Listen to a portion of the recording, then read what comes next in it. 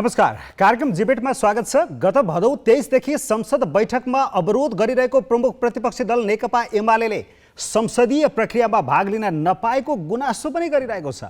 एमालेले आज पनि संसद बैठकमा नाराबाजी गर्यो, तर त्यही पार्टीका सांसद भीम रावल भने माइक समाएर आफ्ना धारणा रेकर्ड गराउन पुगे। यसअघिका बैठकमा पनि एमालेका सांसदहरू वेलको अगाडि नाराबाजी गर्दा रावलले सभामुखसँग समय मागेर आफ्ना कुरा राखिरहेका थिए। पार्टीले संसदीय प्रक्रियामै सहभागी नहुने नीति लिएका बेला रावल किन अवज्ञा गरिरहेका छन्? कि त एमालेले उनलाई मात्र बैठकमा बोल्न पठाएको त होइन?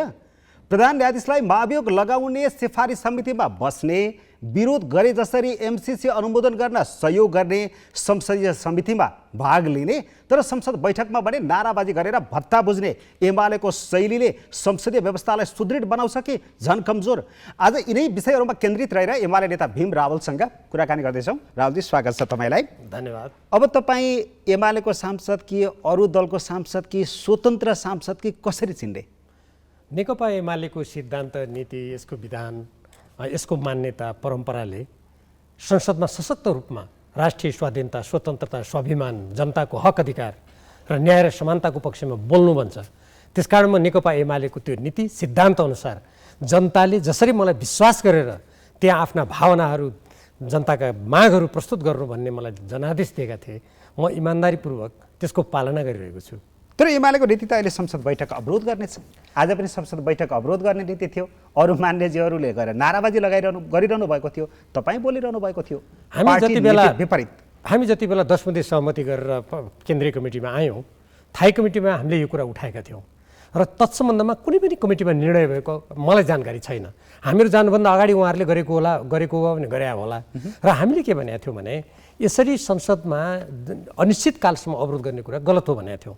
र मैले सार्वजनिक रूपमै योभन्दा अगाडि के भनेको थिएँ भने सरकारका कामहरू खुरुखुरु गर्न दिने, सम्पूर्ण कुरालाई अगाडि गर्न दिने, अनि सांसदहरूलाई राष्ट्र जनताका अत्यन्त गम्भीर विषयमा बोल्न नदिने, यो नीति यो अनुचित हुन्छ र यसले संसदको सार्वभौम सत्ता सम्पन्न जुन अधिकार छ त्यो अधिकारको प्रयोग गरेर जनप्रतिनिधिहरूले जसरी जनताका आवाजहरू मुखरित गर्नुपर्ने हो त्यो कुरा अवरुद्ध हुन्छ। यो गलत हो भनेर म धेरै लामो समयदेखि भन्दै आएँ। त्यो तपाईँको बुझाइ हो। तपाईँले जितेर आएको निर्वाचन क्षेत्रका जनताको आवाज तपाईँले बोलिरहेको छु भनिरहे पनि पार्टीको नीति त त्यो होइन नि त। फेरि पार्टीको भन्दा त विरोधी भयो नि त यो त। होइन, पार्टीको नीतिको कुरा हो भने महाधिवेशनमा छलफल हुनु पर्थ्यो नि त। महाधिवेशनमा यो संसद अवरोध गर्ने कि नगर्ने भनेर कहाँ छलफल भयो? त्यो महाधिवेशनले बनाउँछ नि नीति। त्यसकारण मैले पार्टीको नीति जस्तो लागेको छैन। त्यो अब कुन बेला कसरी निर्णय भइहाल्यो, अनि निर्णय भएपछि गरिरहने जस्तो कुरा देख्छु म। अनि यसरी पार्टी नीति विपरीत सधैँभरि चलेर टिक्न सकिन्छ पार्टीमा? होइन, पार्टीभित्र तपाईँलाई भीम रावललाई कारबाही किन नगर्ने भनेर प्रश्न उठ्यो भने के हुन्छ? पार्टीको नीति भनेको त्यसको सिद्धान्तबाट निर्देशित हुन्छ, त्यसको महाधिवेशनबाट निर्देशित हुन्छ। महाधिवेशन र नीति र सिद्धान्त राष्ट्रको सर्वोपरि हित, जनताको सर्वोपरि हितबाट निश्चित हुन्छ, त्योबाट निर्धारित हुन्छ।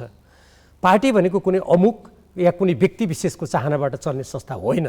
त्यसैले 2006 सालदेखिको नेपालको कम्युनिस्ट पार्टीको स्थापना र त्यसपछि जनताको बहुदलीय जनवाद र आजसम्मको कुरा हेर्नुभयो भने, अर्थात् गोदावरी महाधिवेशनको विधान महाधिवेशनको दस्तावेज हेर्नुभयो भने मैले जे काम गरिरहेको छु, मलाई कसैले पनि पार्टीको नीति विपरीत बोलिस् तैँले चाहिँ सिद्धान्त बोलिरहनुहोस् भन्ने कसैले भन्ने न अधिकार राख्छ न नैतिकता राख्छ।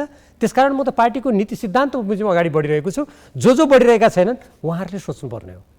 अब पार्टीमा तपाईँलाई कारबाही गर्नुपर्छ भन्ने आवाज उठ्यो भने के हुन्छ? देश र जनताको लागि मानिसहरूले आफ्नो ज्यानको बलिदान गरे। कयौँ मानिसहरू तिनीहरूको बलिदानको आडमा हामीले लोकतन्त्र पायौँ, हामीले अधिकार प्राप्त गऱ्यौँ। आज राष्ट्रको स्वाधीनताको कुरा उठेको छ। लिम्पियादुरा लिपुले कालापानीहरू मिचिएका छन्। आज महाकाली नदी यता फर्काइँदैछ। एमसीसीका राष्ट्र विरोधी गलत प्रावधानहरूलाई नसच्याएर संशोधन नगरेर पार्टीका कतिपय नेताहरू मेरो पार्टी धुलो पिठो हुन्थ्यो, मेरो पद जान्थ्यो भन्ने जस्ता निर्लज्जतापूर्वक त्यस्ता कुरा गरिरहेका छन्। अनि यस्तो कुराहरूमा यदि हामी जनताबाट निर्वाचित व्यक्तिहरू बोल्ने आँट गर्दैनौँ, राष्ट्रको आवाजलाई प्रतिनिधित्व गर्दैनौँ भने, अनि मलाई कारबाही होला, मेरो पद जान्छ भने हामी सोध्छौँ भने हामीले राष्ट्रलाई, राष्ट्रप्रति इमान्दार भएको ठहर्दैन। त्यसकारण म कसले के कारबाही हुन्छ म त्यसपछि चिन्तित छैन। बरु चिन्तित के कुरामा छु भने कतै हाम्रो राष्ट्रको स्वाधीनता सीमित त हुँदैन?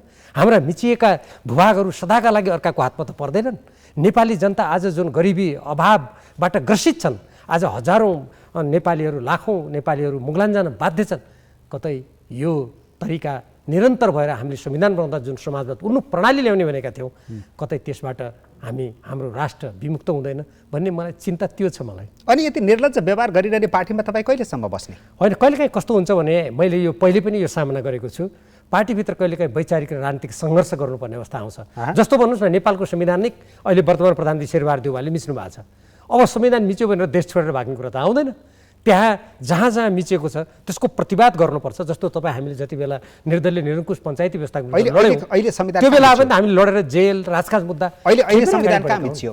होइन, मैले योभन्दा अगाडिको क्रममा जस्तो भन्नुहोस्, म तपाईँलाई उदाहरण दिउँ, मिलेनियम च्यालेन्ज कर्पोरेसन एमसीसँगको सम्झौता जब संसदमा प्रस्तुत भयो त्यो संसद नियमावली मुजब प्रस्तुतै भएन। संसदको नियम के हुन्थ्यो भने एउटा सत्रमा प्रस्तुत भएको जुन विधेयक यस्ता सम्झौताहरू हुन्थे त्यहाँबाट त्यो पारित नभएपछि अर्को सत्रमा त्यो प्रस्तुत गर्दा आरम्भिक प्रक्रियाबाट जानु पर्थ्यो, त्यो गरिएन, खुले आम मिचियो एउटा। दोस्रो, हाम्रो नेपालको संविधानको धारा 279मा प्रष्ट शब्दमा के भनेको छ भने विदेशसँग भएका सम्झौताहरू प्रस्तुत गर्नुपर्दा सङ्घीय कानुन बमोजिम हुनेछ भनेर लेखिएको छ। सङ्घीय कानुन ल्याएकै छैन, मिचिएन संविधान, मिचिएन संविधान संसदको नियमावली। यो यति मात्र होइन, हेर्नुहोस् यत्रो ठुलो बहस भएको एमसीसँगको सम्झौतामा जम्मा जम्मी बोल्न दिएको 5 मिनट 3 मिनट, त्यो 4 घन्टामा यत्रो 4 वर्ष भएको बहस यति छिटो त्यहाँ समाप्त गरियो। यसबाट के देखिन्थ्यो भने जसरी पनि उहाँहरू हतार हतार हतार हतार कुनै शक्तिलाई खुसी पार्नको लागि लागिरहनु भएको थियो। नेपालको संविधान, नेपालको लोकतन्त्रको मान्यता र धारणा त्यो थिएन। यस अर्थमा शेरबहादुर देउवाजीले खुलेआम त्यसको उल्लङ्घन गर्नुभएको छ। अब यो नेकपा एमाले के जात्रा गरेको त त्यसो भए संसदमा के नाटक गरिरहे? मैले त आरम्भदेखि जस्तो राष्ट्रियताको तपाईँले भर्खरै भन्नुभयो त्यति महत्त्वपूर्ण मुद्दामा तैँले कुटे जस्तो गर म रोए जस्तो गर्छु, विरोध गरे जस्तै गरेर अनुमोदन गर्न दिने, संसदीय समितिमा बस्ने, प्रधान न्यायाधीश विरुद्ध महाभियोग सिफारिस समितिमा पनि बस्ने, यो सबलाई थाहा छ। बजेट ल्याउन सजिलै दिने, यो सबै बैठक अवरोध त्यो होइन नि त। बैठक अवरोध त्यसरी त हुँदैन नि। काम गर्न पनि दिने, अवरोध गरे जस्तो पनि गर्ने। यो नाटक, यो जात्रा के हो त तपाईँको पार्टीले गरेको? तपाईँले जुन यो कुरा राख्नु भने, तर्क गर्नु भने, यो धेरै गम्भीर र विचारणीय तर्क हो। मैले त्यसैले राजनीति संसदीय हाम्रो प्रणालीलाई पनि त धरापमा पार्यो। निश्चय नै हाम्रो एकातिर संसद यस्तो हालतमा पुग्ने, संसदमा देश र जनताका अत्यन्त संवेदनशील विषयको बारेमा छलफल गर्न नपाइने, न्यायालय निष्क्रिय भएर न्यायालय पनि एकदम विरोधाभासको भुमरीमा पर्ने, सरकार निरन्तर अस्थिर हुने, तीनवटै अङ्गले काम गर्न सकिरहेको अवस्था छैन। मैले त्यसैले बेला बेलामा भन्ने गरेको छु, यो कतै समग्र हाम्रो राज्यलाई, हाम्रो देशलाई असफल पार्ने कतैको खेलको एउटा चङ्गुलमा त देश परिरहेको छैन भन्ने कुरा मैले उठाउँदै आएको छु। त्यसकारण मैले पार्टीभित्र पनि संसदीय दलमा पनि के भनेको थिएँ भने यस विषयमा छलफल गरौँ। राष्ट्रका महत्त्वपूर्ण विषयमा छलफल यदि संसदमा गरिएन भने के जनताप्रतिको हाम्रो दायित्व पुरा हुन्छ र? म यो भन्दै आएको छु। त्यसकारण नेकपा एमालेको तर्फबाट जसरी म फेरि दोहोऱ्याउँछु, सरकारका कामहरू खुरुखुरु हुन दिने, एमसीसी जस्तो अत्यन्त संवेदनशील नेपाली जनताको स्वाधीनतासँग गाँसिएको विषय जो नेपालमा सर्वाधिक छलफल भएको छ त्यो विषयलाई त्यसमा भाग पनि लिन नदिने, यत्तिकै हल्ला खल्लाभित्र त्यो पारित हुँदाखेरि पनि ठुलो हेरिरहने, अनि बाहिर पत्रकार सम्मेलन गरेर अब यसलाई कार्यान्वयन गर्नुपर्छ भन्ने, यो एकदमै विरोधाभासपूर्ण र अनुचित तरिका हो भन्ने कुरा त म भन्दै आएको छु। यो त सबैले भनेको कुरा गरिरहेछ। एमाले किन यस्तो, केपी ओलीजीले यस्तो किन गरिरहनु भएको छ? यो गर्न मैले भने नि यसमा पुनर्विचार गर्नुपर्ने हो। किनभने जस्तो अहिले भन्नुहोस् न, म उदाहरण दिन्छु, तपाईँले अलिकति प्रसङ्ग कोट्याउनु भएको थियो। सर्वोच्च अदालतका प्रधान न्यायाधीश चोलेन्द्र शमशेरको विरुद्धमा महाभियोग प्रस्ताव आएको छ, अनि त्यो महाभियोगको प्रस्ताव त वर्तमान सभामुखजीले नै उहाँले त्यस सम्बन्धी छानबिन समितिको प्रस्ताव संसदमा राख्नु। त्यो भनेको संसदीय प्रक्रिया हो। त्यो होइन, जुन सभामुखको विरुद्ध उहाँले नारा लगाउँछ हामी मान्दैन उहाँले गरेको भनेर भनिरहनु भएको छ, उहाँले नै राखेको प्रस्तावमा उहाँले नै छानबिन समितिको जुन प्रस्ताव राख्नुभयो त्यसमा 4 जना साथीहरू हाम्रो पार्टीबाट बस्नुभयो। अनि के भयो त अब त्यति मात्र होइन, आजको बैठकबाट अब आउने चैत्र 2 गतेबाट यो महाभियोगको प्रस्तावमा छलफल हुने भनेको छ। अनि छलफल हुने भनेको अवस्थामा अब नेकपा एमाले जुन छानबिन समितिमा आफ्ना 4 जना सांसदहरूलाई पठाएको छ, छलफलमा भाग लिने किन लिने? यस्तो विरोधाभास राष्ट्रलाई नेतृत्व दिने कुनै पनि पार्टीले यस्तो विरोधाभासको शिकार हुनुहुन्न भन्ने मेरो मान्यता हो। किनभने शिकार भन्नको लागि चाहिँ अर्कोले शिकार गरेको हुनुपर्छ कि अब यो त चलाएको छ, यो त यहाँहरू जस्तो व्यक्तिहरूले खोजबिन गर्नुपर्ने कुरा हो। मेरो शङ्का के मात्रै छ भने नेपालको कम्युनिस्ट पार्टी जसरी यो पहिले एक भयो फेरि फुट्यो, अदालतले गत फागुन 2077 साल फागुन 23 गते यसलाई पुनर्स्थापना गर्ने भनिसकेपछि पनि पुनर्स्थापित भएर खुरुखुरु 2075 साल जेठ 2 गतेको स्थितिमा जानुको सट्टा एकदम भाँड भैलो भएर फेरि विभाजित भयो होइन। अब अहिले के छ, दुईटा कम्युनिस्ट पार्टीहरू जो समाजवाद ल्याउँछु भन्ने शेरबहादुरजीलाई नेता मानेर हिँडिरहनु भएको छ, अर्को कम्युनिस्ट पार्टी जो मेरो पार्टीको अध्यक्ष हुनुहुन्छ त्यो कम्युनिस्ट पार्टीमा महन्त ठाकुरजी र राजेन्द्र महतोजीलाई बोकेर हिँडिरहेछ। यस्तो खालको यो कुनै राजनीतिक सिद्धान्त मूल्य मान्यतालाई ध्वस्त गर्दै जाने हो भने के हुन्छ त? पार्टीहरू कस्ता हुन्छन् भने केवल पदको लागि मात्रै सोच्ने। चुनावमा अहिले हेरौँ त हामी प्राज्ञिक दृष्टिकोणबाट हेरौँ, अहिले दलका नेताहरू के भन्नुहुन्छ? हामी चुनावमा ध्वस्त हुन्थ्यो, उहाँहरूलाई अरू राष्ट्र कता जान्छ भन्ने छैन। चाहे काङ्ग्रेससँग साँठगाँठ गरेर, चाहे महन्त ठाकुरजीसँग साँठगाँठ गरेर, जोसँग साँठगाँठ गरेर हुन्छ कसरी त्यो पद प्राप्त गर्ने कि यसरी राष्ट्रको सिद्धान्त, राष्ट्रको मूल्य मान्यताको रक्षा हुन सक्छ र? तपाईँलाई पनि त्यही आरोप लगाएका छन्। पद नपाएर भीम रावलले मन्त्री नपाएर नेकपा हुँदा, नेकपाको सरकार हुँदादेखि नै विरोध गर्न थाल्यो। खालि विरोधको राजनीति मात्रै गरिरहेको छ भीम रावल भन्छन्। एकदमै गलत हो। म आज जे बोलिरहेको छु 1950 को सन्धिको असमान प्रावधानको बारेमा आज बोलेको हो र म जुन बेला 32 सालमा म पहिलोपटक विद्यार्थी छँदा जेल परेको थिएँ त्यो बेलादेखि म निरन्तर बोलिरहेको छु। कुनै नयाँ कुरा हो र मेरो यो? र त्यसपछि अर्को देशका साधन स्रोत, जलस्रोतहरू सबै नेपाली जनताको उन्नति र प्रगतिको लागि उपयोग हुनुपर्छ। हामी अमेरिकाबाट सहयोग लिन सक्छौँ, जापानबाट लिन सक्छौँ, युरोपियन युनियनबाट लिन सक्छौँ, भारत, चीन जहाँसुकैबाट पनि लिन सक्छौँ। तर राष्ट्रको स्वाधीनतालाई बन्दकी राखेर, राष्ट्रको स्वाभिमानलाई झुकाएर यदि सहयोग लियो भने देशको स्वाधीनता र समृद्धि र विकासको लागि सहयोग लिनु छ। त्यसैलाई धरापमा पारेर हामीले विकास ल्याउँ, वर्षको 10 अरब प्राप्त गऱ्यौँ भन्ने कुरा यो अत्यन्त निकृष्ट तरिकाको तर्क हुन्छ भन्ने कुरा त आजदेखि होइन नि। म धेरै वर्षदेखि म यो कुरा उठाइरहेको छु। त्यसकारण पद नपाएर यो बोलेको भन्ने कुरा जसले भन्नुहुन्छ नि, उहाँहरूले मेरा राष्ट्रको हितमा उठाएका आवाजहरूलाई त्यसलाई गौड तुल्याउनको लागि भनेका कुरा मात्रै हुन्, त्यसको कुनै अर्थ छैन। तर तपाईँको विगतको इतिहास हेर्दाखेरि पनि केन्द्रीय समितिको शपथ जो पहिला लिन मान्नु भएको थिएन, पछि मन्त्री भइसकेपछि चाहिँ केन्द्रीय सदस्यको शपथ पनि लिनुभएको हुनाले पनि तपाईँलाई त्यसरी आरोप लगाउनेहरूले सजिलो आधार भेटाए। त्यो अत्यन्तै गलत हो। त्यति बेला जो व्यक्तिहरू मेरो विरुद्धमा थिए उहाँहरूले गरेको 100% झुट कुरा हो। म यसको बारेमा अलिकति छोटकरी भन्छु। मैले हुन त धेरै पटक अनेक सञ्चार माध्यममा भनिसकेको छु, तर तपाईँले सोधिहाल्नु भएको होला, एकदमै संक्षेपमा भन्छु। त्यति बेला के भएको थियो भन्दाखेरि हाम्रो पार्टीको बुटोल महाधिवेशनमा एउटा बाकस मतगणना नभएको भेटियो। त्यसप्रति मेरो आपत्ति भयो।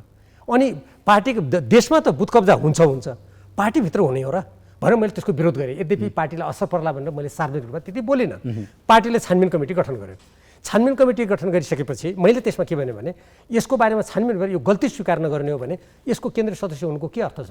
मैले त्यसलाई चुनौती दिएँ। म मात्र होइन, अरू साथीहरूले पनि त शपथ लिनु भएको थिएन। पछि अहिलेका पार्टी अध्यक्ष लगायत माधव नेपालजी लगायत झलनाथजीहरू प्रमुख नेताहरूले बल्खुमा जम्मा भएर अनि मलाई समेत बोलाएर ल यसको हाम्रो छानबिन हुने भयो, छानबिन जसको दोषी हामी त्यसलाई दण्डित गर्छौँ भनेपछि मैले शपथ लिएको हुँ। एकदमै गलत हो। सरकार म मन्त्री भएँ असारभन्दा पछि यो मैले त कुरा गर्दैछु, चैत वैशाखको कुरा गर्दैछु। त्यो जुन मान्छेले प्रचार गरे नि यो कस्तो हो भने उहाँहरूको दुराशयपूर्ण प्रचार हो। अनि म अर्को कुरा भन्छु, जुन बेला मैले शपथ लिएँ मैले त्यसपछि त्यो सहमतिपछि, यद्यपि त्यो छानबिन कमिटीले पछि केही पनि ल्याएन, यत्तिकै फुसफास गरियो त्यो, त्यसप्रति पनि मेरो विमति थियो। तर म त्यति बेला जुन बेला मैले शपथ लिएँ त्यति बेला न माधव नेपालजीको प्रधानमन्त्री हुने चर्चा थियो, न हामी सरकारमा जाने चर्चा थियो, केही पनि थिएन। त्यस कारणले गर्दा त्यो अहिलेको कुरा जुन मैले राष्ट्रको हितमा बोलिरहेको कुरो छु त्यो कतै यस्तो तर्क दिएपछि फिका भइहाल्ला कि भनेर गरेको कुप्रचार मात्रै हो, त्यसमा कुनै पनि सत्यता छैन। अनि तपाईँको पार्टीले यसरी राष्ट्रहितका विरुद्धमा, राष्ट्रघाती त म भन्न प्रयोग गर्न सक्दिनँ, यसरी अराजक भएर देश र जनताका विपक्षमा हुने गरेर अडानहरू राखिरहँदा या आफ्ना गतिविधिहरू गरिरहँदाखेरि यो नसुहाउँदो कम्युनिस्ट पार्टीले गर्न पनि नमिल्ने खालको व्यवहारहरू गरिरहँदाखेरि तपाईँले मूल नेतृत्वसँग केपी ओलीजीसँग भेटेर कुरा गर्नुभएको छ यो विषयमा? म पहिले जुन बेला थाई कमिटीमा थिएँ, म पार्टीको उपाध्यक्ष नै थिएँ, मैले त्यो बेला यो कुरा गरेको, मैले उठाएको र मैले अरू साथीहरू पनि जो हाम्रो संसदमा महत्त्वपूर्ण जिम्मेवारी हुनुहुन्छ उहाँहरूलाई पनि मैले भनेको। अहिले पछिल्लो पटक भेट भएको छैन ओलीजीसँग? अहिले महाधिवेशनपछि मेरो भेट भएको छैन। कुरा पनि हुँदैन? छैन, कुरा भएको छैन। यो तपाईँले यसरी बोलिरहनु भएको छ संसदमा पार्टी नीति विपरीत, उहाँले केही भन्नु भएको छैन? उहाँले केही पनि भन्नु भएको छैन। कुनै पनि नेताले तपाईँलाई विरोध जनाउनु भएको छ? छैन, कसैले पनि फोन गरेर यस्तो नगर्नुहोस् कसैले भनेको छैन? मलाई कसैले पनि भनेको छैन। र म योभन्दा अगाडि यो एमसिसीको प्रसङ्गमा संसदीय दलको बैठक भएको थियो, त्यो बैठकमा मैले मौखिक रूपमा उभिएर, सबैजना हुनुहुन्थ्यो, पार्टी अध्यक्ष पनि हुनुहुन्थ्यो, मैले एमसिसीको सम्बन्धमा यो संसदीय दलमा छलफल गराइयोस् भने संसदहरूले आफ्ना कुरा राख्न पाउनुपर्छ भनेर मैले पहिले मौखिक रूपमा कुरा गरेँ। फेरि मलाई शङ्का लाग्यो यो मौखिक रूपमा भनेको कुरा त यतिकै नसुना होला भनेर मैले त्यहीँ लेखेर लिखित रूपमा अध्यक्षको हातमा गएर मैले मेरो मागहरू राखेको थिएँ, तर मेरो मागको सुनवाई भएन। मैले जम्मा जम्मी कुरा गरेको त्यति नै हो, त्यो पनि एउटा बैठकमा संसदीय दलको। त्यसपछि मेरो कुनै पनि कुरा भएको छैन, मलाई कसैले केही भनेको पनि छैन। तपाईँको त्यो मागका विषयमा अध्यक्षबाट पनि कुनै जवाफ आएन? होइन, उहाँले जवाफ दिनुभयो। उहाँले जवाफ के दिनुभयो भने हाम्रो पार्टीले उपयुक्त समयमा उपयुक्त निर्णय गर्नेछ। त्यस्तो अमूर्त कुराको मेरो लागि कुनै अर्थ थिएन। म ठोस रूपमा नेकपा एमाले जस्तो देशलाई नेतृत्व गर्छु भन्ने 2006 सालदेखि नेपाल कम्युनिस्ट पार्टीले जुन राष्ट्रिय स्वाधीनताको झण्डा उठायो, त्यसको उत्तराधिकारी भन्ने पार्टीले एमसिसीका ती राष्ट्रघाती प्रावधानहरूको बारेमा बोल्नुपर्छ, धारणाहरू दिनुपर्छ र जनताबाट निर्वाचित हाम्रा पार्टीका सांसदहरूले त्यसमा आफ्ना भावनाहरू धारणाहरू व्यक्त गर्न पाउनुपर्छ भन्ने मेरो दृढ धारणा थियो। मलाई लाग्छ मेरो यो धारणा हेर्नुहोस् एउटा जिम्मेवार पार्टीको लागि उचित हो भन्नेमा म एकदमै विश्वस्त छु। तपाईँले अहिले यो संसदमा जसरी बोल्नु भएको छ पार्टी नीति विपरीत केही कुरा हुँदैन है कोहीसँग? मैले पार्टी कसैले तपाईँलाई सोध्दैन किन बोल्नुभयो, कसैको कुरा भएको छैन। तपाईँले कसैसँग अनुमति पनि माग्नुहुन्न, म बोल्छु है पनि भन्नुहुन्न? मैले अनुमति लिएको छु। केबाट अनुमति लिएको छु भने हाम्रो पार्टीको विधान महाधिवेशनबाट जुन पारित प्रतिवेदन हो त्यो प्रतिवेदन अनुरूप म बोलिरहेको छु। म प्रतिवेदनको तपाईँलाई एउटा सानो अंश भन्छु। त्यहाँ के लेखेको छ भने यो पार्टीले राष्ट्रिय स्वाधीनताको पक्षमा बोलिरहनेछ, दृढतापूर्वक उभिनेछ, कुनै पनि असमान सन्धि समझौताको विरोध गर्नेछ। त्यहाँभन्दा ठुलो निर्देशन मलाई त्यो त एउटा कुरा हो, तर पार्टीको नीति के हो भन्ने कुरा हुन्छ। पार्टीमा व्हिप चल्छ, तपाईँहरूले महाधिवेशनको विपरीत कुनै पनि व्हिप चल्न सक्दैन। राष्ट्रको स्वाधीनता विपरीत हाम्रो नेपालको संविधानले समेत हाम्रो राष्ट्रिय स्वाधीनता, स्वाभिमान, राष्ट्रिय अखण्डताको विरुद्ध त्यसलाई संशोधन गर्न कुनै प्रावधान यसरी पार्टीमा बस्दाखेरि उकुस मुकुस भएको छैन, निसासिए जस्तो लागेको छैन? तपाईँ एकातिर एक्लो वीर भएर चल्नु भएको छ, सिङ्गो पार्टी अर्कोतिर छ, तपाईँको समर्थनमा अहिले कोही पनि देखिँदैन, भीम रावल मात्रै एक्लो देखिनुहुन्छ, हरेक कुराको विरोध गर्नुहुन्छ, नडराइकन बोल्नुहुन्छ, कसैको डर पनि छैन, लोभ पनि देखिन्न यहाँ बाहिर देख्दाखेरि। कहिलेसम्म बस्ने? मैले हरेक कुराको विरोध गरेको छैन। जुन कुराहरू नेपालको संविधान विपरीत छन्, नेपालको कानुन विपरीत छन्, नेपालको स्वाधीनता स्वाभिमान विपरीत छन्, नेपालको सार्वभौम समानताको सिद्धान्त विपरीत छन्, म त्यस्ता कुरा मात्रै उठाइरहेको छु। एउटा कुरा। दोस्रो कुरा, जहाँसम्म एक्लो कुरा गर्नुभयो, मलाई विश्वास छ लाखौँ लाख देशभक्त नेपालीहरूको आवाज हो मैले बोलेको आवाज, म एक्लै छैन। हेर्नुहोस्, यद्यपि तपाईँले भन्नुभएको कुरा के कुरा साँचो हो भने जुन नेतृत्व हामी 10 बुँदे सहमतिबाट हामी एक ठाउँमा थियौँ, आज त्यो जुन समूह जस्तै थियो त्यो नभएको कुरा साँचो हो। 10 भाइ अहिले तपाईँसँग हुनुहुन्न, त्यो होइन 10 भाइ उता जानुभयो होइन, 10 भाइ भन्ने त्यो कुरै छैन। जियोस एउटा कोइन भएको थियो, त्यो थियो तर त्यो रहेन अहिले, त्यो अर्थमा हो। तर भन्नुहोस् न, राष्ट्रिय स्वाधीनता र स्वाभिमानको पक्षमा अहिले जन्म सङ्ग्रह गरौँ देशमा, म विश्वस्त छु, म 100% विश्वास गर्छु। ल जन्म सङ्ग्रह गरौँ, एमसिसीमा यो सरकारले जे गरेको छ, ल जन्म सङ्ग्रह गरी हेरौँ न कता बहुमत आउँदो रहेछ। म यहीँबाट चुनौती दिन्छु। त्यसैले म एक्लै छैन। हेर्नुहोस्, तर बानेश्वर बाहेक विरोध प्रदर्शन भएन? होइन, प्रदर्शन भने कस्तो हुन्छ, दमन हेर्नुहोस् न, यो देशको पक्षमा बोल्ने मानिसहरूलाई त्यति बेला गरेको त्यो नृशंस दमन हेर्नुहोस् न, त्यस्तो दमन गर्छ। आफ्नो राष्ट्रको हितमा बोल्ने मान्छेलाई कुनै एउटा देशभक्तिको भावना भएको सरकारले त्यसरी दमन गर्छ? अनि तपाईँ यो सहेर कहिलेसम्म बस्ने त भने? देशको बारेमा बोलेको छु, देशका लागि बोलेको छु, जनताको लागि बोलेको छु, सार्वभौम सत्ताका लागि बोलेको छु, देशको भूगोलका लागि बोलेको छु, देशका अधिकारका लागि बोलेको छु भनेर एक्लै डटै गर्ने, तपाईँको पार्टीले तपाईँलाई टेर पुच्छर नलाउने, तपाईँभन्दा ठिक उल्टो बाटो हिँड्ने, हात्ती हिँड्दै लम्किने, तपाईँ कहिलेसम्म बस्ने? उनीहरूको पुच्छर समाएर कहिलेसम्म बस्ने? नेपालमा राजनीतिक दलको प्रादुर्भाव विक्रम सम्वत 1992 पछि जब प्रजा परिषदको गठन भयो त्यसपछि मात्रै भएको हो। र त्यो बेलामा त्यो भएर नेपाल कम्युनिस्ट पार्टीको स्थापना गर्दा जम्मा 5 जना हुनुहुन्थ्यो, होइन? तर उहाँहरूले उठाएको न्यायको झन्डा आज हेर्नुहोस् कम्युनिस्ट पार्टी विभाजित छन्। हेर्नुहोस् त कत्रो ठुलो जनमत बन्यो। त्यसकारण पार्टीभित्र कहिलेकाहीँ कस्तो हुन्छ भने राजनीतिक र वैचारिक दृष्टिकोणले सङ्घर्ष गर्नुपर्ने स्थिति आउँछ। मैले योभन्दा अगाडि पनि यो कुरा सङ्घर्ष हुन्छ पार्टीमा, एउटा पार्टीमा अन्तर सङ्घर्षले पार्टीलाई जीवन्त पनि बनाउँछ। यो त जानेकै कुरा हो नि। तपाईँको त अन्तर सङ्घर्ष एकजना तपाईँ एक्लै वीर भएको भएर तपाईँ अलिक बढी नै त्यहाँ निसासिने अवस्थामा पुग्नु, तपाईँको विचारै मिलेन कि? म तपाईँलाई यही कुरा भन्दै थिएँ। 2019 सालमा पनि हाम्रो पार्टीमा धेरै ठुलो वैचारिक सङ्घर्ष भएको थियो। हेर्नुहोस्, तत्कालीन नेकपा माले थियो त्यति बेला, ठुलो समूह थियो। म 32 सालदेखि कोर्डिनेसन केन्द्रमा थिएँ र यस्ता वैचारिक सङ्घर्षका अनेकौँ श्रृङ्खलाहरू मैले सामना गरेको छु। त्यसकारण अहिले एउटा कुरा तपाईँले भनेको कुरा के सत्य हो भन्दाखेरि राष्ट्रिय स्वाधीनता र स्वाभिमानको विषय जो नेपालको दीर्घकालीन हितसँग सम्बन्धित छ, त्यो विषयमा हाम्रो पार्टीमा सङ्घर्ष गर्नुपर्दा त्यसले निकै नै जटिल र कठिन अवस्थाको सामना गर्नुपर्ने कुरा चाहिँ हो, यो सत्य कुरा हो। तर देशको पक्षमा, लोकतन्त्रको पक्षमा, जनताको अधिकारको पक्षमा, राष्ट्रको हितको र भौगोलिक अखण्डताको पक्षमा यदि त्यहाँ उकुस मुकुस होला, त्यहाँ वैचारिक सङ्घर्षलाई बोल्न डराउने हो भने यो देशको रक्षा कसरी हुन्छ? म आफ्नो स्वार्थमा लाग्ने, अर्को क भन्ने उसको स्वार्थमा लाग्ने, ख भन्ने आफ्नो पदको लाग्ने। अहिलेका केही नेताहरूले भने जस्तो हामीले त यो नगरेको भए हाम्रो पार्टी नै ध्वस्त हुन्थ्यो। उनीहरूलाई देश ध्वस्त हुन्छ भने ठिक छ, त्यो अघि पनि आइसक्यो। त्यस कारणले गर्दा त्यसो भने अगाडि बढ्नुपर्छ भन्ने मेरो मान्यता हो। त्यसो भने चाहिँ तपाईँको तन चाहिँ एमालेमा, मन चाहिँ नेकपा यसतिर हो? होइन, मेरो मन तन सबै हामीले जुन यो प्रणाली ल्यायौँ, नेपालको संविधान बनायौँ, त्यसको रक्षा गर्ने हो, यो राष्ट्रको रक्षा गर्ने हो। र अहिले म नेकपा एमालेबाटै निर्वाचित प्रतिनिधि सभाको सदस्य हो, म त्यही छु। मेरो मन पनि अन्त कहीँ छैन। तर यो पार्टीभित्र कतिपय राजनीतिक, वैचारिक र व्यवहारिक कुराहरूमा कठोर सङ्घर्ष गर्नुपर्ने अवस्था अवश्य पनि छ। भनेको नेकपा यसतिर मन भएको होइन? छैन, मेरो कतै पनि मन छैन। मन छ भने नेपालको स्वाधीनताको रक्षा गरौँ, नेपालको हामीले प्राप्त गरेको राजनीतिक उपलब्धिको रक्षा गरौँ, नेपालको संविधानको रक्षा गरौँ। नेपालमा जुन बाह्य हस्तक्षेप भइराखेको छ, दिनदिनै बाह्य हस्तक्षेपका अनेक श्रृङ्खलाहरू छन्, त्यसबाट नेपालको स्वाभिमान जोगाउँ भन्नेहरूले माधव नेपालजीले भीम रावलजीलाई नेकपा एमालेमा बसेर प्रतिपक्षको रोल खेलिरहनको लागि छोडेर जानुभएछ पनि भन्छन् नि त। त्यो हाँसो लाग्दो कुरा हो। मैले माधव नेपालजीले यदि त्यस्तो भन्ने भएको भए त माधव नेपालजीले त मान्छेहरूलाई, सदस्यहरूलाई मन्त्री बनाएर पठाउनु भयो नि। मलाई पनि मन्त्री परिषदमा जान भन्ने त्यति बेला प्रस्तावहरू थियो नि, म गर्न सक्थेँ नि। तर म नेपालको कम्युनिस्ट पार्टी जुन यत्रो दुःख गरेर निर्माण गरियो त्यसलाई विभाजित गर्नुहुन्न, काङ्ग्रेस पनि विभाजित हुनुहुन्न भन्ने मेरो धारणा हो। किनभने जब देशका राजनीतिक दलहरू विभाजित हुन्छन्, नेताहरू विभाजित हुन्छन्, त्यति बेला गर्नुभयो नि त। होइन, नेकपा विभाजित, त्यति बेला बाह्य स्थिर सरकार जो सम्भावना बोकेको थियो, दुईटै नजिकको नेकपाको सरकार थियो, त्यो सरकार ढलेर अहिलेको अस्थिर राजनीतिको एउटा कारक त भीम रावलजी पनि बन्नुभयो। यो हास्यास्पद तर्क हो। किनभने प्रधानमन्त्री केपी शर्मा ओलीजी, पार्टी अध्यक्ष केपी शर्मा ओलीजी, सचिवालयको नेताहरूमा ओलीजी, पुष्पकमल दाहालजी, वामदेवजी, झलनाथजी, ईश्वर पोखरेलजी, विष्णुजी, रामबहादुर थापाजी सचिवालयका नेता हुने, दिनदिनै उहाँहरू बैठक गर्ने, अनि त्यसको कारक म हुने। यो कस्तो हो भने नि, नाच्न नजान्ने आँगन टेढो भन्ने एउटा उखान छ नि। आफू पार्टीको सर्व अधिकार लिएर बस्ने, सारा बागडोर हातमा लिएर बस्ने, अनि जस्तो संयुक्त सैनिक अभ्यास हो, ए नगर है। विषादीमा एउटा राजदूतावासले चिठी लेख्यो भन्दैमा नबन्द नगरौँ है त्यस्तो कुरा। एमसिसीका राष्ट्रघाती प्रावधानहरू नसकेर हामी प्रवेश नगरौँ है। हामी चीन, अमेरिका, जापान सबैसँग हाम्रो त असंलग्न परराष्ट्र नीति हो नि।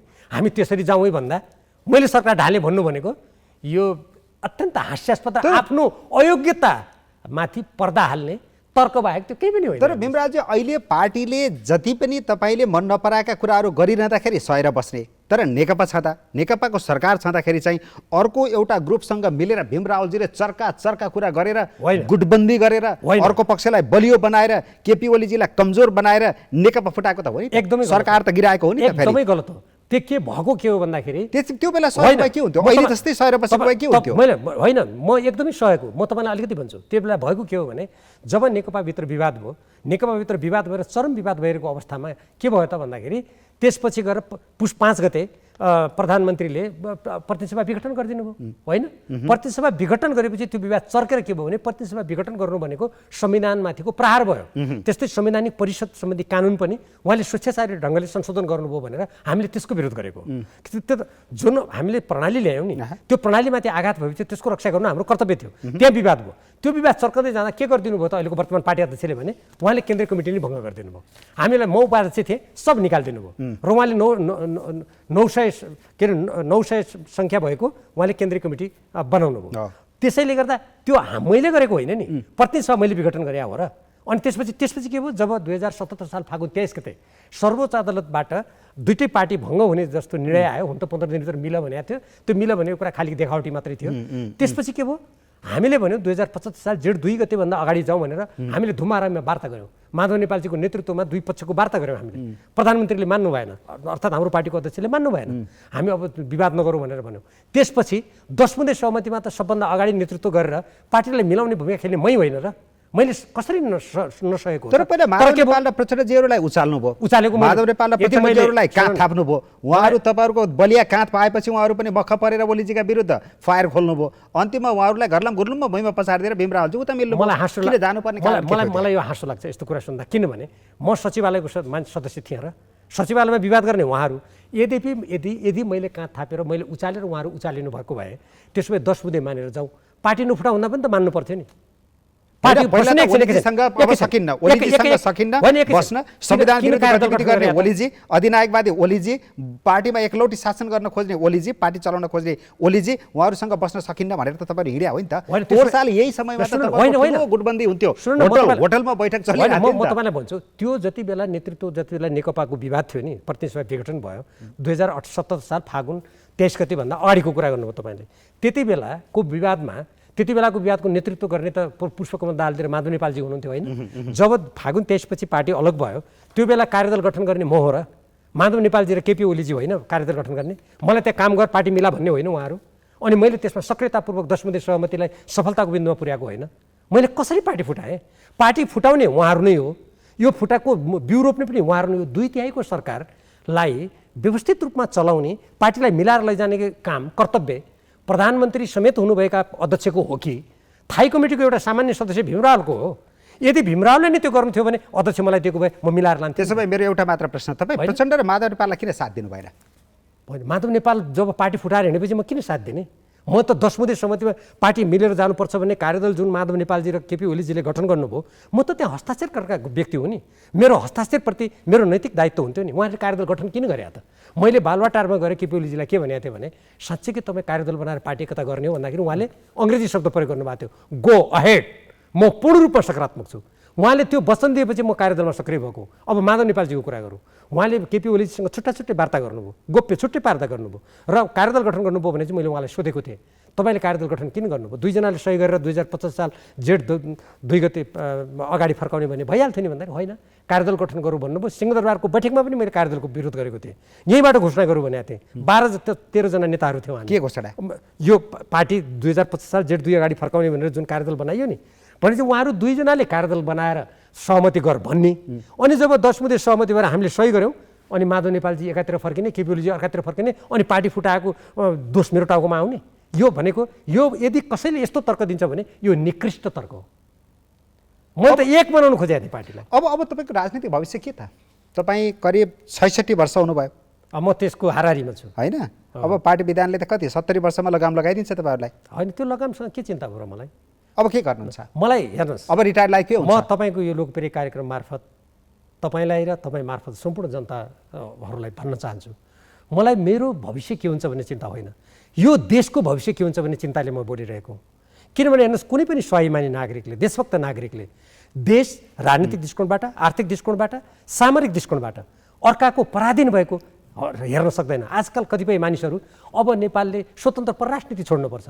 एकजना दलाल जस्तो अभिव्यक्ति दिने व्यक्तिको त मैले कतिसम्म कुरा सुने भने नेपालले अब ठुला शक्ति राष्ट्रहरूको पछि लाग्नुपर्छ, यो स्वतन्त्र परराष्ट्र नीति पञ्चशील भनेको छोड्नुपर्छ। अहिले म नाम लिन चाहन्न, म कुनै बेला ल्याउँला, किनभने व्याख्या फेरि त्यसले व्याख्याको माग गर्छ, छोडिदिनुपर्छ भने। र कतिपय मानिसहरू आज के भनिरहेछन् भने जुन देशभक्तिको माग, हाम्रो राष्ट्रिय साधन स्रोत, प्रकृति सबै स्रोतहरू, प्राकृतिक स्रोतहरू नेपालको हितमा उपयोग हुनुपर्छ भन्ने कुरा भन्नु हुँदैन। यो भनेको देशभक्ति पाखण्ड हो, यो उग्र राष्ट्रवाद हो भनेर कतिपय मान्छेहरू आज यो एमसीसी सम्झौतालाई जब अनुमोदन गरिसकेपछि एकदम आफूले ताकत लिए जस्तो भनेर प्रहार गरिरहेका छन्। यो के हो त? मात्र होइन, यो के हो त भने विरोध गर्नेहरूलाई त अब यो भन्न पनि शब्द अप्ठ्यारो पर्छ, कुकुरकै संज्ञाका रूपमा पनि दिए त नेता। मैले त्यसको जवाब नेताहरूले मैले त्यसको जवाब के दिएको छु भन्दाखेरि 1950 को असमान सन्धिलाई मान्ने, कोशी गण्डकी सम्झौता, महाकाली सम्झौता, भर्खरै माथिल्लो कर्णाली सम्झौताको हेर्नुहोस्, त्यसको एउटा निश्चित 7 वर्षको सम्झौता भएको, 11 वर्ष भयो जिएमआर कम्पनीले त्यो ओगटेको। खुले आम जिएमआर कम्पनीले 1.5 अरब हर्जाना तिर्नुपर्नेमा नाङ्गो किसिमले शेरबहादुर देउबाजीले त्यसको 2 वर्ष म्याद बढाउनु भएको छ। अनि मैले के भनेको छु भने विदेशीहरूको भक्तिमा आफूले भुकेको विगतको कुरालाई माथि पर्दा हाल्नलाई अरूलाई कुकुर भन्नेहरू हुन् यिनीहरू भनेर मैले त ट्विटमै भनिसकेँ। तर म त्यो शब्द प्रयोग गर्न चाहन्न, किनभने प्रत्येक व्यक्तिलाई आफ्नो सिद्धान्त, आफ्नो मूल्य, मान्यता, कोही देशभक्ति हेर्नुहोस् कतिपय मान्छेले देशलाई पराधीन पनि तुल्याएका छन् नि। ठिक छ, अब तपाईँले देशको चिन्ता मात्रै बढी चिन्ता हो, मेरो राजनीतिक भविष्यको चिन्ता होइन भनिरहँदाखेरि अब चुनाव आउँदैछ होइन, अब सङ्घीय चुनावमै लड्ने हो त भाइ, त लड्नु छ चुनाव। हेर्नुहोस्, प्रतिनिधि सभाको निर्वाचनको अहिले प्रसङ्ग पनि छैन, अहिले स्थानीय निर्वाचनको प्रसङ्ग छैन। अब त मैले आम नेपाली घोषित छ त पूर्व निर्वाचित यो कार्यक्रम मार्फत म आम नेपाली जनतालाई भन्न चाहन्छु, नेपालको राष्ट्रिय हित, स्वाधीनता, स्वतन्त्रता जसले विगतका सारा उद्योग धन्दाहरू चौपट पारेर सिद्ध्याइदियो, आज मात्रै तपाईँले हामीले एउटा समाचार सुन्यो भने देशभक्त नेपाललाई रुन मन लाग्छ।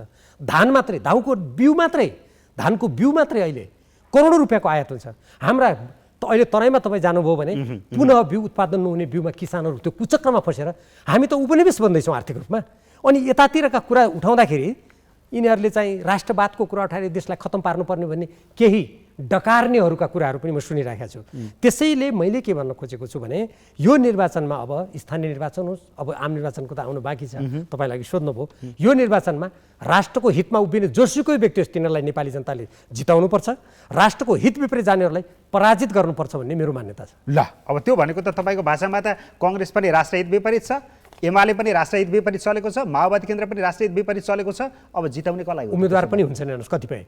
अहिले जस्तो नेकपा एमालेमा हेर्नुभयो भने नेकपा एमालेमा धेरै ठुलो पङ्क्ति देशभक्तहरूको छ, तर कहिलेकाहीँ कस्तो हुँदो रहेछ भने नेतृत्वले एउटा बाटो दिएपछि मान्छेहरू विभिन्न कारणले गर्दा बोल्न नसक्ने रहेछन्। मलाई कहिलेकाहीँ नेपोलियनको एउटा प्रसिद्ध को सम्झना हुन्छ, यो मैले नेकपा एमालेको हकमा मात्रै भने होइन, नेपालको समग्र राजनीतिको हकमा भन्न चाहन्छु। नेपोलियनले भनेका थिए यदि 100वटा कुकुरको नेतृत्व एउटा सिंहले गर्यो भने 100वटा कुकुर पनि सिंह जस्तै लड्छन्, तर 100वटा सिंहको नेतृत्व एउटा कुकुरले गर्यो भने सिंहको मृत्यु पनि कुकुरको जस्तो हुन्छ भनेको थियो। नेतृत्व त्यति महत्त्वपूर्ण हुन्छ देशको लागि।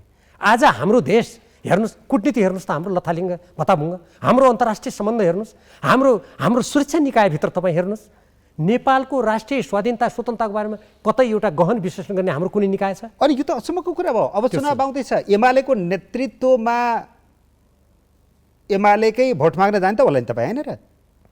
अब म के गर्छु भन्ने कुरा अब निर्वाचनको बेला तपाईँले थाहा पाइहाल्नुहुन्छ। ल अब त तपाईँ त भोट माग्न जानु पर्ला। यति प्रभावशाली नेता नेकपा एमालेको, सबैले मन पराउने नेता, जनताले तपाईँको आवाज, तपाईँको भोइस सुन्न चाहन्छन्, तपाईँका कुरा सुन्न चाहन्छन्। अब तपाईँले गएर सूर्यमा भोट हालौँ, हाम्रा अध्यक्ष केपी शर्मा ओलीलाई भावी प्रधानमन्त्री बनाउनका लागि एमालेलाई जिताउँ, बहुमत दिउँ भनेर भोट माग्ने होला, होइन? अब तपाईँले भन्नुभएको जुन कुरा छ, पहिले त यो पार्टीले तपाईँले भनेको जस्तै निर्णय गरेर मलाई त्यो निर्वाचनमा खटाउँछ कि खटाउँदैन? एनिवे पहिलो कुरा त त्यो छ नि। किनभने कसैले तपाईँ भन्नुहोस् नभन्नुहोस् म नै म पायौँ भनेर त म त उफ्रिनेवाला त छैन। किनभने पार्टी बनिसकेपछि त्यो जिम्मेवारीपूर्वक मान्छेले काम गर्नुपर्छ, उसको जिम्मेवारी जे हो त्यो काम गर्नुपर्छ। जस्तो उदाहरणको लागि केही समय अगाडि सुदूरपश्चिममा भेला भयो, त्यहाँ पार्टीको केन्द्रीय नीति के थियो भने त्यहाँका सांसदहरू केन्द्रीय कमिटीका सदस्यलाई पनि आमन्त्रण गर्ने भन्ने थियो। मलाई खबरै भएन। त्यस्तो पनि त हुनसक्छ नि। तपाईँलाई त अहिलेका कुनै पनि बैठकमा पनि खबर हुँदैन हो? होइन, अरू बैठकको त म माग पनि गर्दिनँ, किनभने जहाँ म पद छैन नि, कतै पनि खबर छैन। त्यो होइन, अरू जहाँ म छैन त्यहाँ मैले माग गर्ने कुरा भएन। तर सुदूरपश्चिममा जहाँ मैले त्यत्रो दशकौँ त्यो सङ्गठन निर्माण गरेँ, गएको निर्वाचनमा केपी ओलीजीलाई प्रधानमन्त्री बनाउनुको लागि काङ्ग्रेसको शेरबहादुरजीको एउटा ठाउँ बाहेक सम्पूर्ण मैले जिताएर ल्याएँ। त्यो ठाउँमा गर्ने भेलामा प्रशिक्षण भनेको थियो, जबकि केन्द्रीय निर्देशनमा छ त्यहाँका सांसदहरूलाई बोलाउनु। म सांसद होइन, तर मलाई बोलाइएन। नबोलायो भने मलाई गुनासो छैन, किनभने यसै गरेर त्यो पार्टी गजब जित्छ भन्ने उहाँहरूलाई लागेको छ भने ठिक छ, मानिलिउँ, एकछिन मानिलिउँ। भीमरावजीलाई जिम्मेवारी दियो, कतैको क्षेत्रमा तपाईँलाई भाषण गर्न पठाइयो, त्यहाँ भोट माग्न पठाइयो भने तपाईँले भोट माग्ने के हो, कसरी माग्नुहुन्छ यो जान्न चाहे। त्यो म विचार गर्छु। कसरी विचार गर्छु भने पार्टीका औपचारिक संयन्त्रहरू, पार्टीका औपचारिक विभिन्न कार्यक्रमहरूमा चाहिँ होइन, उल्टो त्यहाँ कतिपय मैले यति पनि सुनेको छु, त्यहाँ भेला भएर त्यो पार्टीलाई कसरी जिताउने होइन, भीमरावले किन बोल्यो भने गाली गर्ने, यस्तो पनि कामहरू गरिएको छ भने मैले सुनेको छु मैले, होइन? अब औपचारिक कार्यक्रममा त्यस्तो गर्ने, अनि चुनाव जिताउने बेलामा अमुक क्यान्डिडेटको बारेमा भाषण गर्न मात्रै जा भनेर मान्छेले कसरी भन्न सक्लान् र मलाई? तर म नेपाल राष्ट्रको हितमा, नेपालको स्वाधीनताको पक्षमा, नेपालको साधन स्रोतहरू नेपाली जनताको उन्नति, प्रगति, रोजगारी, आर्थिक उन्नतिको लागि लगाउने कुरामा व्यक्ति को उम्मेदवारहरू छन् तिनीहरूलाई जिताउनुपर्छ भन्ने मान्यता त अवश्य राख्नेछु, र त्यो बेलाको स्थिति हेरेर आफ्ना पाइला म चाल्न पनि सक्छु। अहिलेकै अवस्थामा यदि चुनाव हुने स्थिति आयो, अहिलेकै पार्टीको यो नीति र यो तपाईँको स्ट्यान्डकै बिचमा चुनावमा जाने अवस्था आयो भने भीम रावलजीले एमालेका लागि भोट माग्न चाहिँ अप्ठ्यारो छ, गाह्रो छ, अब जस्तो मनले मान्ने अवस्था छ। अब जस्तो केपी ओलीजीलाई प्रधानमन्त्री बनाऊ भनेर जसलाई पहिले ढालेको हो के प्रधानमन्त्रीबाट। म विषयमा जान चाहन्छु, किनभने यो लोकतान्त्रिक प्रणाली विषयमा जान्छ। जस्तो म उदाहरणको लागि एमसीसीको कुरा गर्छु। एमसीसीको जुन अहिले सम्झौता अनुमोदन गरियो त्यसमा 12 बुदाहरूको व्याख्यात्मक घोषणा गरिएको भनेको छ हो। त्यो व्याख्यात्मक घोषणाबाट के प्रश्न हुन्छ भन्दाखेरि त्यो र अर्थ मन्त्रालयले केही समय अगाडि एमसीसीलाई पठाएको प्रश्न उत्तर भनेको छ जुन, त्यसबाट के प्रश्न हुन्छ भने त्यहाँ गल्ती त रहेछ। यदि त्रुटि थिएन भने 12 बुँदे किन गर्नु पर्यो? किन गर्नु पर्यो? म यहीँबाट प्रश्न गर्छु। एकजना नेताले भन्नुभयो, पुष्पकमल दाहाल प्रचण्डजीले, मलाई 4 पेजको बेलायतबाट पत्र आयो, एकजनाले पत्र लेख्नुभयो, त्यो पत्र लेखेपछि म विश्वस्त भएर मैले गरेँ। यदि मैले नगरेको भए हाम्रो पार्टी ध्वस्त हुन्थ्यो, देश सङ्कटमा जान्थ्यो। के सङ्कटमा जान्थ्यो देश? एमसिसीको म तपाईँलाई एउटा सानो उदाहरण दिन्छु। उहाँहरूले के भन्नुभएको छ अर्को कुरा भने यो एमसिसीसँगको सम्झौतामा यो संसदबाट अनुमोदन गर्नुपर्छ भन्ने कुरा पहिले थिएन भन्नुभएको छ होइन। यो सुरुदेखि नै म तपाईँलाई एउटा पत्रको सानो उदाहरण दिन्छु।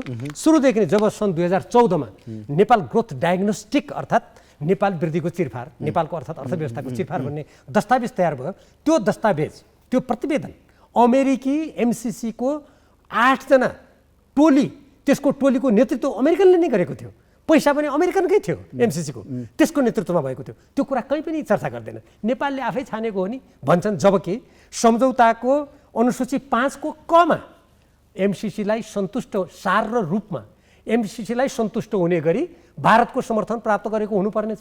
के हो त्यो? त्यो कहीँ पनि चर्चा गर्दैन। शेरबहादुर देउबाजीले पनि चर्चा गर्नुहुन्न, उहाँका ती अर्थमन्त्री को मन्त्रीहरूले चर्चा गर्नुहुन्न। अब हेर्नुहोस्, तपाईँ मलाई एउटा पत्रको म सानो उदाहरण दिन्छु। यो म 2012 को माघ 5 2068मा एउटा पत्र पठाएको छ। त्यति बेला बाबुराम भट्टराईजी प्रधानमन्त्री हुनुहुन्थ्यो होइन। यो त्यति बेलादेखि उहाँहरूले पत्राचार सुरु गर्नुभएको छ औपचारिक रूपमा। बाबुरामजीले एकचोटि मैले पत्राचार तपाईँले सुरु गर्ने, तपाईँ हो टिम गठन गर्ने तपाईँ हो भन्दाखेरि उहाँले मलाई के भन्नुभएको थियो। म त्यतिखेरले जान चाहन्न। अब अर्को हेर्नुहोस्, यसमा म तपाईँलाई एउटा महत्त्वपूर्ण कुरा सुनाउँछु। यो जुन संसदबाट अनुमोदन गर्ने कुरा छ, प्रचण्डजीले बारम्बार भन्नुहुन्छ, उहाँले आफ्नो प्रतिरक्षा गर्नुको लागि, अरू नेताहरूले पनि भन्नुहुन्छ होइन यो त पहिले कहाँ थियो र? सुरुमा थिएन नि। सुन्नु हामीले गर्दाखेरि थिएन, हामीले जान्दाखेरि थिएन, पछि छिराइएछ। म तपाईँलाई भन्दैछु नि, यो थिएन सुरुमा। कहाँबाट आयो? सुरुदेखि नै जुन एमसिसी र नेपालको बिचमा पत्राचार भएको छ, सुरुदेखि नै यो संसदबाट अनुमोदन गराउने खेल सुरु भएको कुरा। म तपाईँलाई एउटा पत्रको एउटा वाक्य मात्र पढ्छु। यो पत्रहरू हुने, यो पत्र तपाईँले कहाँबाट ल्याइस् भन्नु होला। जति बेला म कार्यदलमा थिएँ, नेकपाको बेलामा केन्द्रीय कमिटीको दोस्रो बैठकबाट कार्यदल गठन भएको थियो। झलनाथ खनालजी संयोजक हुनुहुन्थ्यो, प्रदीप ग्यालीजी र म सदस्य थियौँ। त्यो बेला हेर्नुहोस्, यदि त्यो प्रतिवेदनको हामीले जुन दफा र तथ्य राखेका थियौँ त्यो अनुसार गरेको भए आज देशमा यो एमसिसीको यत्रो बखडै हुन्न थियो। तर त्यो गर्न नदिने पनि उहाँहरू जो नेता टाउकोमा बस्ने नेताहरू हुन्थ्यो उहाँहरू नै हुनुहुन्थ्यो। हेर्नुहोस् यो पत्रमा, हेर्नुहोस् यो 2075 साल अक्टोबर 2 2018 को पत्र हो। यो राजन खनालजीको नाममा त्यति बेला एमसिसीको अरू पत्र पनि छन् मसँग, यस्ता धेरै पत्रहरू छन्।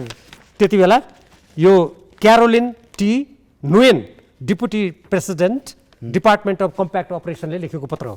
त्यसको हेर्नुहोस् तेस्रो प्याराग्राफमा एउटा वाक्य मात्र म पढ्छु। As we discussed a key condition to this implementation of this project is ratification of the compact in Nepal's parliament.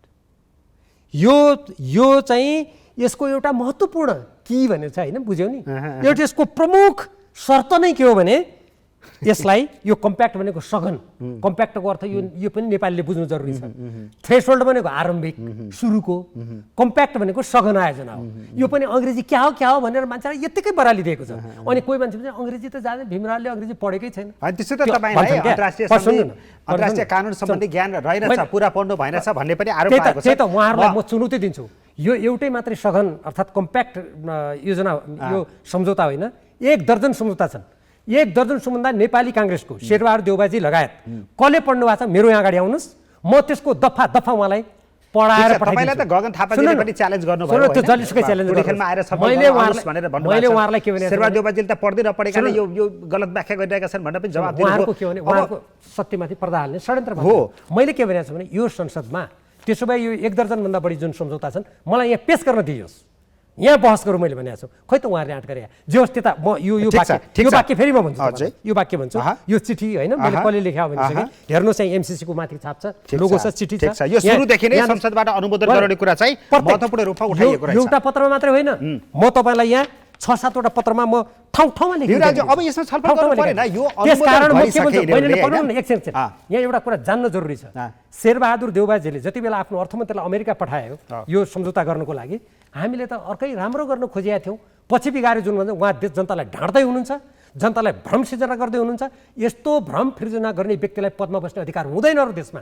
म पत्र देखाउँछु, म नेपाली कांग्रेसका प्रधानमन्त्री लगायत त्यसका जो मन्त्रीजी हुनुहुन्छ, यदि उहाँहरू आयोजना गर्नुहोस्, एउटा मञ्च खडा गर्नुहोस्, म सम्पूर्ण पत्र सम्पूर्ण सम्झौता 1 दर्जन भन्दा बढी मैले के भनेको थिएँ संसदमा प्रतिनिधि सभामा भने ती 1 दर्जन सम्झौता यहाँ ल्याइयोस्, यसमा बहस होस्। किन छलफल गर्न नदिएको त? किन त्यो पेश नगरेको?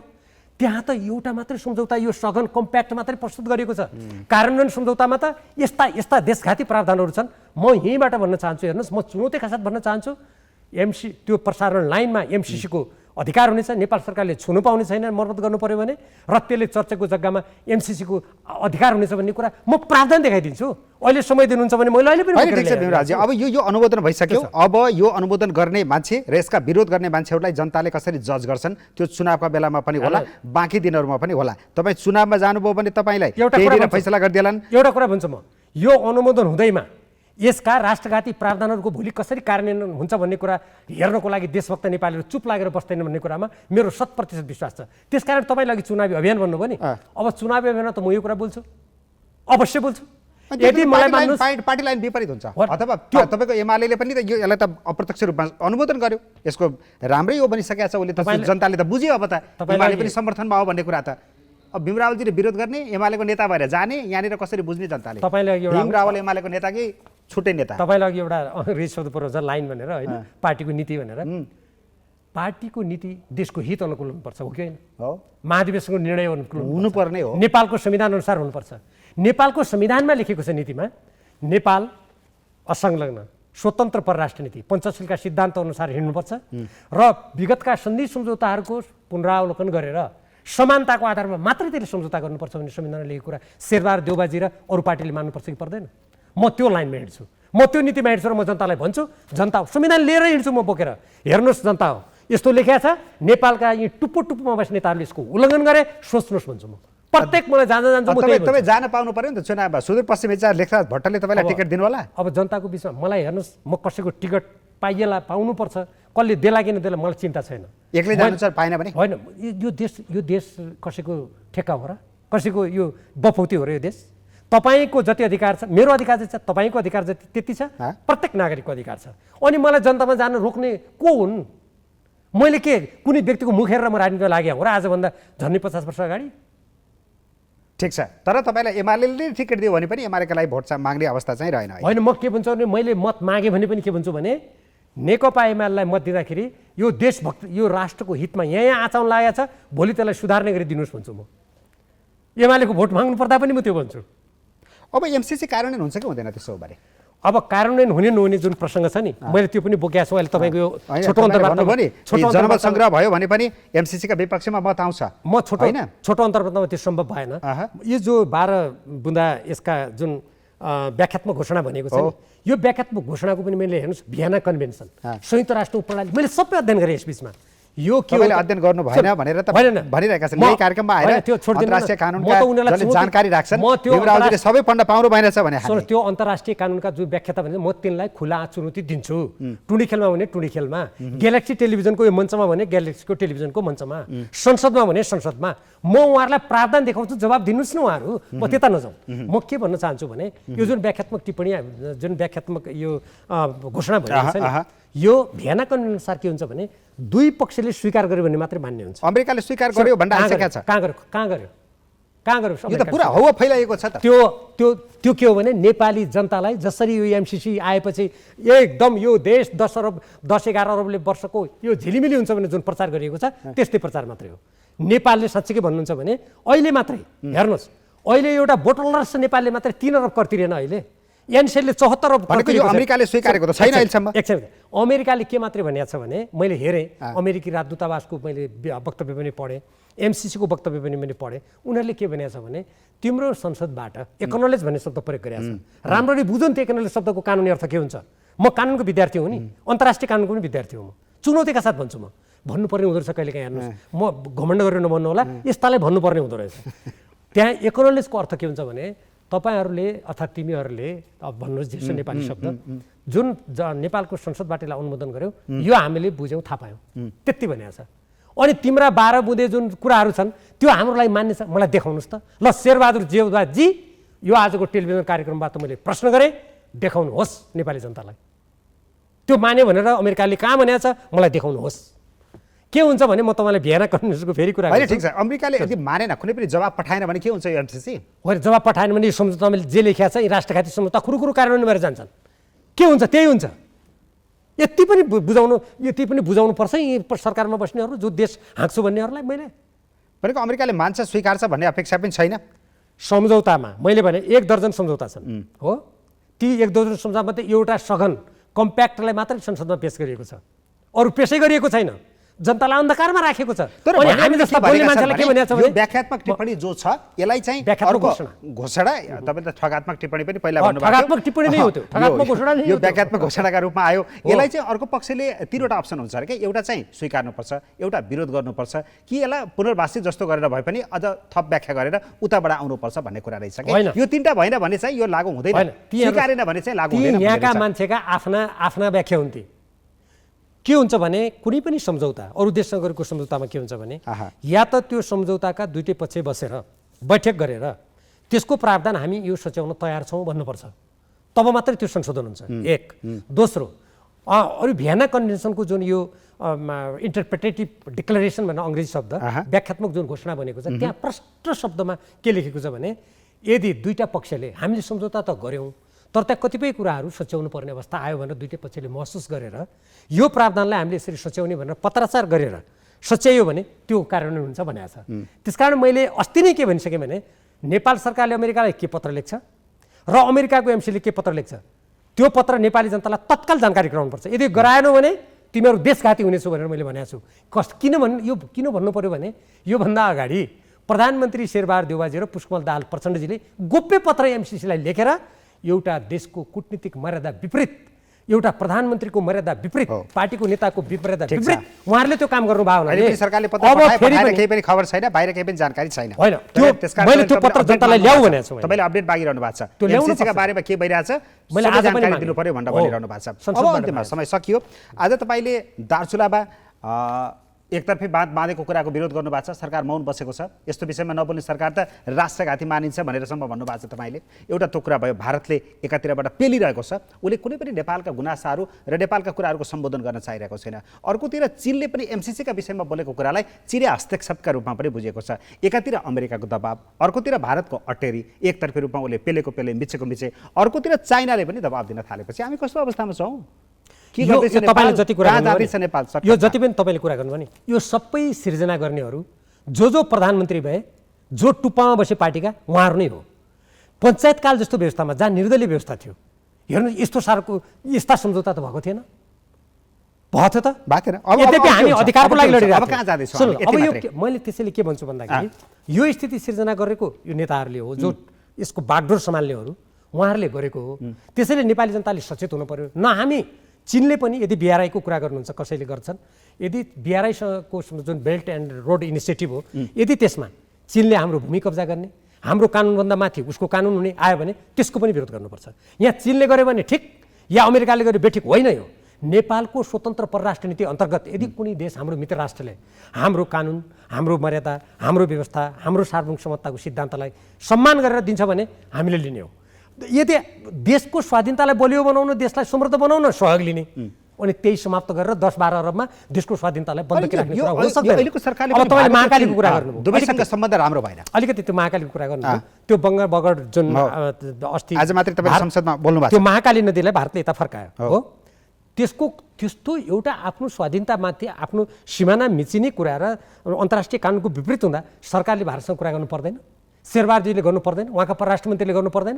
त्यो केही नगरेपछि जनताले ढुङ्गा हानेर त्यो डोजरलाई भगाएछन्। हेर्नुहोस्, योभन्दा अगाडि त्यो गल्फिया भन्ने ठाउँमा पनि त्यसो हाम्रो वन कार्यालय र त्यो भूमि यो भू संरक्षण कार्यालय म आफै गएर हेरेको छु। त्यहाँको प्रमुख जिल्ला अधिकारीजी, प्रहरी प्रशासन सबैलाई लिएर त्यो बगरमा म आफै गएको छु। त्यहाँ पारिपट्टि पुग्यो, त्यहाँ पनि भारतले त्यही गर्नु खोजेको थियो।